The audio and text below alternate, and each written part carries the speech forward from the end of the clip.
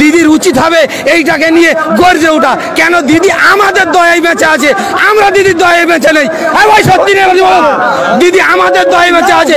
মুসলমানের ভোট নিয়ে আজ পশ্চিমবাংলার প্রতিটা মুসলমানকে শহীদের করে দিয়ে যাচ্ছে। ধরুন মুসলমান হলো ভাগের জাত, মুসলমান আজকে আমরা এখানে এসেছি কাঁধে কাঁধ মিলিয়ে। যদি আমাদের দায়িত্ব ঠিকভাবে না পালন করতে পারে, কথা রাখতে পারে, পরবর্তীতে আমরা কলকাতাকে অচল করে দেখিয়ে দেবো। এই কলকাতাকে অচল করবো, আমাদের আবার খাবারের ভাই দেখাই রেজাকার মালিক কে?